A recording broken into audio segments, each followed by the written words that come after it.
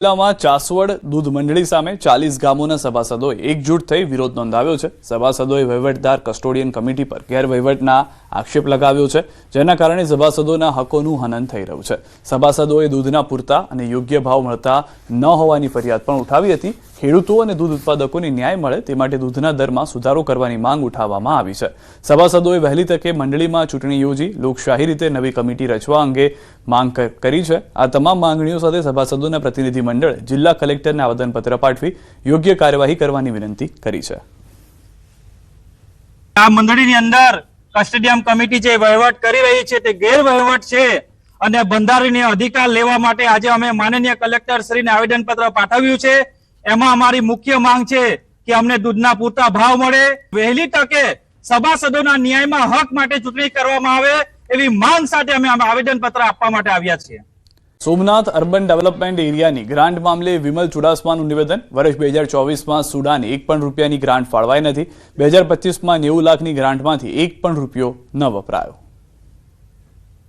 2024માં એક પણ રૂપિયો ફાળવવામાં નહોતો આવ્યો। 2025માં 90 લાખ રૂપિયા ફાળવવામાં આવ્યો હતો। ત્યારે મેં બીજો પ્રશ્ન પૂછેલો કે ઉપરકોટ ગ્રાન્ટ ઉપયોગ વર્ષવાર કયા હેતુસર કરવામાં આવ્યો, ત્યારે એમાં આપ્યું કે 2024માં પણ એક રૂપિયો વાપરવામાં નહોતો આવ્યો, 2025માં પણ એક રૂપિયો વાપરવામાં નહોતો આવ્યો। આ સોમનાથની પ્રજા અને 17 ગામ અંદાજિત એક વર્ષથી વિકાસથી વંચિત છે। ગોંડલમાં જિગીશા પટેલની કાર પર હુમલાના પ્રકરણમાં 2 મહિલા આરોપીની ધરપકડ થઈ। આ કેસમાં ગોંડલ સિટી પોલીસ સ્ટેશન ખાતે 5 મહિલાઓ સહિત 9 વ્યક્તિ સામે નોંધાઈ હતી ફરિયાદ। પોલીસે હુમલામાં સંડોવાયેલ અન્ય આરોપીને ઝડપી પાડવા ચક્રો ગતિમાન કર્યા। કયા કારણોસર આરોપીઓ દ્વારા જિગીશા પટેલની કાર પર હુમલો કરવામાં આવ્યો તે અંગે વધુ પૂછપરછ કરવામાં આવી રહી છે। 24 ફેબ્રુઆરી 2026ના રોજ ગોંડલના સરગમ પાર્ક ખાતે બન્યો હતો બનાવ। પોરબંદરમાં પીજીવીસીએલ દ્વારા અંડરગ્રાઉન્ડ દ્વારા કેબલ નાખવાની કામગીરી ચાલી રહી હતી, જેમાં ઉદ્યોગનગર સબ ડિવિઝન હેઠળ 14 કિલોમીટર વિસ્તારમાં કામગીરી કરવામાં આવી રહી છે। હવે જોવાની વાત તો એ છે કે કરોડોના ખર્ચે આ કામગીરી જે કરવામાં આવી રહી છે તેમાં નબળી ગુણવત્તાની કામગીરી સામે સવાલ ઉઠી રહ્યા છે। કેબલના પ્રોટેક્શન માટે જે ઉપર સીસી પ્રોટેક્શન પાઇપ સહિત નાખવામાં આવી રહ્યા છે તે તૂટેલી હાલતમાં અને નબળી ગુણવત્તાનું હોવાનું સામે આવ્યું છે। હવે આટલું મહત્વનું કામ અને કરોડોનો ખર્ચ હોવા છતાં પીજીવીસીએલ કેમ આવું ઢીલું અને નબળું કામ ચલાવી રહ્યા છે તે મોટો સવાલ છે, જે પીજીવીસીએલની નીતિ પર પ્રશ્નાર્થ ચિહ્ન ઉપસ્થિત કરે છે। ઉદ્યોગનગર સબ ડિવિઝનમાં અંડરગ્રાઉન્ડ કામગીરી ચાલુ છે। એમાં એમબીસીસી કેબલની જગ્યાએ 185 એક્સએલપી કેબલ નાખવામાં આવે છે ને આપના માધ્યમ દ્વારા મીડિયાના માધ્યમથી જાણવામાં આવ્યું છે, મેં તપાસ કરતા એ લોકો જે કેબલ નાખવા માટેના લેયર બનાવે છે અને જે નબળી ગુણવત્તાનો જે મટીરિયલ આવ્યું છે એને ઉપયોગ નથી કરવાના। સારી ગુણવત્તાવાળો મટીરિયલ ઉપયોગ કરી અને અંડરગ્રાઉન્ડ કામગીરી સારી થાય, રૂટમાર્ક નખાય તેવી સૂચના મારા તરફથી આપવામાં આવેલ છે અને કામગીરી સારી કરવામાં આવશે। ભરૂચ જિલ્લા ભાજપ પ્રમુખ પ્રકાશ મોદીની રજૂઆત રંગ લાવી છે। ઉત્તર વાહિની નર્મદા પરિક્રમાના લગભગ 17 કિલોમીટરનું અંતર ઘટશે। 302 કરોડ 40 લાખના ખર્ચે 2 નવા પુલ બનાવવામાં આવશે, જેને રાજ્ય સરકારે મંજૂરી આપી। રેંગણ ઘાટ રામપુરા ઘાટ પુલ માટે 123 કરોડ 13 લાખ મંજૂર કરાયા, જ્યારે શહેરાવ ઘાટ તિલકવાડા ઘાટ પુલ માટે 179 કરોડ 27 લાખ મંજૂર કરવામાં આવ્યા। નર્મદા જિલ્લાના 11 ગામોના 18,000થી વધુ લોકોને અવરજવરમાં સુવિધા મળશે। વિદ્યાર્થીઓને ચોમાસામાં પણ શાળા કોલેજ પહોંચાડવામાં સરળતા રહેશે। દર વર્ષે ચૈત્ર માસની પરિક્રમામાં આવતા લાખો પરિક્રમાવાસીઓ જે છે તેઓને સમય અને ઈંધણની બચત થશે। 302.40 કરોડના ખર્ચે શહેરાવથી તિલકવાડા અને રેંગણથી રામપરા ના જે બ્રિજની જાહેરાત આ 2 દિવસ પહેલા જ કરી અને એના માટે સમગ્ર નર્મદા પરિક્રમાવાસીઓ અને ગુજરાત, મહારાષ્ટ્ર અને મધ્યપ્રદેશના લોકોને વિશેષ આનંદ થયો છે। મહેસાણા મહાનગરપાલિકાએ મહેસાણા શહેરની મધ્યમાં આવેલ તોરણવાળી માતા ચોક હેરિટેજ બનાવવાની જાહેરાત સાથે આખો પ્રોજેક્ટ બનાવ્યો હતો, પણ સ્થાનિક વેપારીઓના વિરોધ અને રાજકીય દબાણને કારણે આ મહત્વાકાંક્ષી પ્રોજેક્ટ પડતું મૂકીને રદ કરવાની નોબત આવી હતી।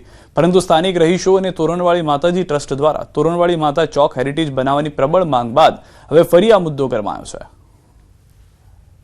કે આપણું મહેસાણાનું મહત્વનું સ્થળ સેન્ટ્રલ સ્થળ ગણાય અને મહેસાજી ચાવડાની ત્યાં પ્રતિમા છે, એટલે તોરણવાળી ચોકનો વિકાસ આપણે જેમ શ્રીનગરમાં લાલ ચોકનો વિકાસ થયેલો છે તે રીતે શહેરનું સેન્ટર બને, સમગ્ર નાગરિકો ત્યાં આવે, બેસે, એન્જોય કરે એવી વ્યવસ્થાનું એક પ્લાઝાનું આયોજન કરેલું છે।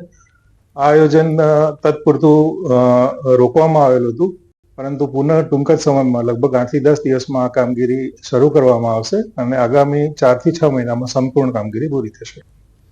તો પ્રોજેક્ટ રદ કર્યા બાદ તોરણવાળી માતાજી ટ્રસ્ટ દ્વારા આ માંગ જે કરવામાં આવી હતી તે માન્ય હોય તેવું લાગી રહ્યું છે. પ્રધાનમંત્રી નરેન્દ્ર મોદી આગામી 28 ફેબ્રુઆરીએ ગુજરાતની મુલાકાતે આવશે, ત્યારે પીએમ મોદી સાણંદ ખાતે 22,516 કરોડના માઇક્રોન ટેકનોલોજીના અત્યાધુનિક સેમિકન્ડક્ટર પ્લાન્ટનું લોકાર્પણ કરશે. માઇક્રોનના સાણંદ પ્લાન્ટમાં 2000 લોકોની ટીમ કાર્યરત રહેશે. ચીપ ઉત્પાદન ક્ષેત્રે ભારતને વૈશ્વિક સ્તરે નવી ઓળખ આપવામાં આ પ્રોજેક્ટ નિર્ણાયક સાબિત થશે.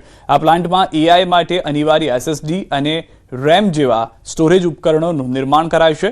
આ પહેલ દ્વારા અંદાજે 5000 લોકોને પ્રત્યક્ષ રોજગારી મળશે, જેમાં દિવ્યાંગોને પણ સમાન તક આપીને સર્વસમાવેશી વિકાસ પર ભાર મૂકવામાં આવ્યો છે. ગુજરાત હવે સેમિકન્ડક્ટર હબ બનીને વૈશ્વિક બજારની જરૂરિયાતો સંતોષવા માટે સંપૂર્ણપણે સજ્જ છે. ભારતમાં સેમિકન્ડક્ટર ક્ષેત્રે નવી ક્રાંતિનો શુભારંભ થશે. મુખ્યમંત્રી હર્ષ સંઘવી આજે નર્મદા જિલ્લાના ડેડિયાપાડાની મુલાકાતે છે, જ્યાં તેઓ આદિવાસી ગૌરવ દિવસની ઉજવણીમાં જોડાયા હતા.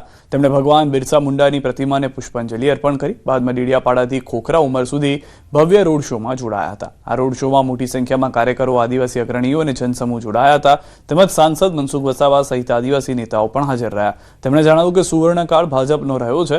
આદિવાસી સમાજ અને ભાજપ એક સિક્કાની બે બાજુ છે. આદિવાસી સમાજની સેવા માટે કોંગ્રેસ છોડીને 500 થી વધુ કાર્યકરો ભાજપમાં જોડાયા છે.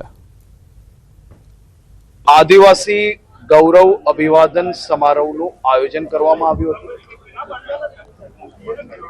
હજારોની સંખ્યામાં આદિવાસી સમાજના યુવાઓ, વડીલો સાથે મળીને આ આદિવાસી ગૌરવ યાત્રામાં જોડાયા. ખૂબ મોટી સંખ્યામાં લોકો કોંગ્રેસ છોડીને બી આજે ભારતીય જનતા પાર્ટીમાં જોડાયા છે.